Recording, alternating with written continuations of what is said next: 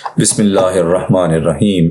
جب حضرت فاطمہ سلام اللہ علیہا کو حضرت علی سے نکاح کا علم ہوا تو انہوں نے غم و غصے کا اظہار کیوں کیا اور روتے ہوئے حضور صلی اللہ علیہ وآلہ وسلم کی بارگاہ میں حضرت علی رضی اللہ تعالی عنہ کی کیا شکایت کی؟ قریش کی عورتوں نے حضرت علی کے متعلق حضرت فاطمہ کو کیا بتایا جس کی وجہ سے وہ اس رشتہ سے ناخوش تھیں؟ حضرت علی المرتضیٰ رضی اللہ تعالیٰ عنہ سے پہلے کس نے حضرت فاطمہ سلام اللہ علیہا سے نکاح کی خواہش کا اظہار کیا؟ مدینہ منورہ آمد کے بعد جب خاتون جنت حضرت فاطمہ رضی اللہ تعالیٰ عنہ کی عمر مبارک 15 یا 17 برس ہوئی تو ان سے نکاح کے لیے شہنشاہ مدینہ صلی اللہ علیہ وآلہ وسلم کی بارگاہ اقدس میں قریش کے معززین کی طرف سے پیغام آنے شروع ہوئے۔ صحابہ کرام میں سے سب سے پہلے حضرت ابو بکر صدیق رضی اللہ تعالیٰ عنہ بارگاہ رسالت میں حاضر ہوئے اور سیدہ فاطمہ سلام اللہ علیہا سے نکاح کی درخواست کی تو حضور صلی اللہ علیہ وآلہ وسلم نے ارشاد فرمایا، یا ابا بکر انتظر بحل قضا، اے ابو بکر میں اس بارے میں وحی کا منتظر ہوں۔ حضرت صدیق اکبر رضی اللہ تعالیٰ عنہ نے یہ معاملہ حضرت عمر فاروق رضی اللہ تعالیٰ عنہ کو بتایا تو انہوں نے کہا، اے ابو بکر آپ کو منع فرما دیا گیا ہے۔ پھر حضرت ابو بکر صدیق نے حضرت عمر کو نکاح کا پیغام دینے کی ترغیب دلائی۔ جب حضرت عمر فاروق رضی اللہ تعالیٰ عنہ نکاح کا پیغام لے کر بارگاہ رسالت میں حاضر ہوئے تو ان کو بھی وہی جواب ملا جو حضرت ابو بکر صدیق رضی اللہ تعالیٰ عنہ کو دیا گیا۔ جب ان جلیل القدر صحابہ کو انکار ہو گیا تو ایک دن حضرت ابو بکر صدیق، حضرت عمر فاروق، حضرت سعد بن معاذ رضی اللہ تعالی عنہم مسجد نبوی میں تشریف فرما تھے کہ سیدہ فاطمہ الزہرا سلام اللہ علیہا کا ذکر خیر چل نکلا۔ حضرت ابو بکر صدیق رضی اللہ تعالیٰ عنہ نے فرمایا کہ تمام معززین نے پیغام نکاح عرض کیا اور آپ صلی اللہ علیہ وآلہ وسلم نے انکار کرتے ہوئے فرمایا کہ یہ معاملہ اللہ تعالیٰ کے ذمہ کرم پر ہے، لیکن حضرت علی المرتضیٰ نے پیغام نکاح نہیں دیا اور نہ ہی اس کا تذکرہ کیا۔ میرا خیال ہے کہ انہوں نے غربت کے سبب ایسا نہیں کیا۔ پھر حضرت ابو بکر صدیق نے حضرت عمر فاروق اور حضرت سیدنا معاذ رضی اللہ تعالی عنہما کی طرف متوجہ ہو کر فرمایا، آپ اس بارے میں کیا کہتے ہیں کہ ہم حضرت علی کے پاس چلیں اور ان سے شہزادی رسول کا رشتہ مانگنے کے لیے کہیں؟ اگر انہوں نے تنگ دستی کی وجہ سے انکار کیا تو ہم ان کی مدد کریں گے۔ حضرت سعد نے فرمایا، اے ابو بکر اللہ تعالیٰ آپ کو اس کام کی توفیق عطا فرمائے۔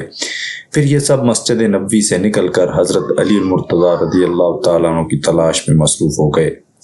حضرت علی رضی اللہ تعالیٰ عنہ اس وقت کسی انصاری کے باغ میں اجرت پر اونٹوں کے ذریعے پانی نکالنے میں مصروف تھے تو یہ تینوں ان کی جانب چل پڑے۔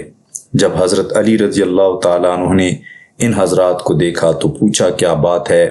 حضرت ابو بکر صدیق رضی اللہ تعالیٰ عنہ نے فرمایا، اے علی بات یہ ہے کہ قریش کے معززین نے بنت رسول صلی اللہ علیہ وآلہ وسلم کے لیے پیغام نکاح دیا لیکن انہیں یہ کہہ کر لوٹا دیا گیا کہ یہ معاملہ اللہ تعالیٰ کے ذمہ کرم پر ہے، اور ہم دیکھتے ہیں کہ آپ ہر اچھی عادت سے کامل طور پر متصف ہیں اور حضور اکرم صلی اللہ علیہ وآلہ وسلم کے رشتہ دار بھی ہیں، تو آپ کے لیے اس میں کیا رکاوٹ ہے؟ مجھے امید ہے کہ اللہ اور رسول صلی اللہ علیہ وآلہ وسلم نے سیدہ فاطمہ سلام اللہ علیہا کا معاملہ آپ کے لیے روکا ہوا ہے۔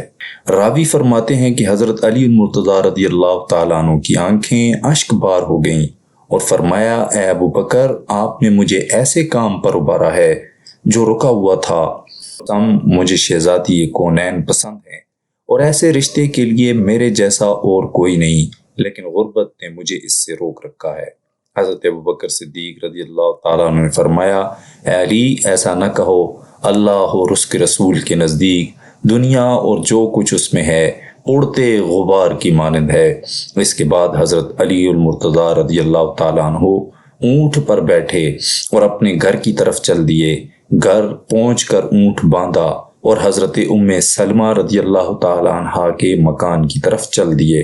دروازہ کھٹکھٹایا تو حضرت ام سلمہ رضی اللہ تعالی عنہ نے پوچھا، کون؟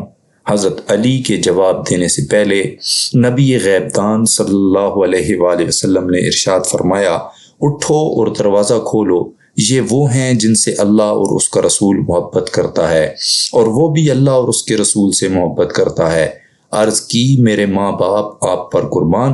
یا رسول اللہ صلی اللہ علیہ وآلہ وسلم، یہ کون ہیں؟ فرمایا، یہ میرا بھائی ہے اور مجھے ساری مخلوق سے بڑھ کر پیارا ہے۔ آپ رضی اللہ تعالیٰ عنہ فرماتی ہیں، میں اس تیزی سے اٹھی کہ چادر میں الجھنے لگی۔ دروازہ کھولا تو دیکھا حضرت علی کرم اللہ وجہ الکریم ہیں۔ جب تک انہیں پتہ چلتا میں اونٹ میں ہو گئی۔ وہ اندر داخل ہوئے اور حضور صلی اللہ علیہ وآلہ وسلم کی بارگاہ اقدس میں حاضر ہو کر سلام عرض کیا۔ سلام کا جواب دینے کے بعد آپ صلی اللہ علیہ وآلہ وسلم نے ارشاد فرمایا، علی بیٹھو۔ آپ حضور صلی اللہ علیہ وآلہ وسلم کے سامنے بیٹھ گئے اور زمین کریدنے لگے، گویا کوئی حاجت عرض کرنے میں حیا کر رہے ہوں۔ نبی کریم صلی اللہ علیہ وآلہ وسلم نے ارشاد فرمایا، اے علی، کوئی کام ہے تو بتاؤ، تمہاری ہر حاجت پوری ہوگی۔ حضرت علی رضی اللہ تعالیٰ عنہ نے عرض کی، یا رسول اللہ صلی اللہ علیہ وآلہ وسلم، میرے ماں باپ آپ پر قربان۔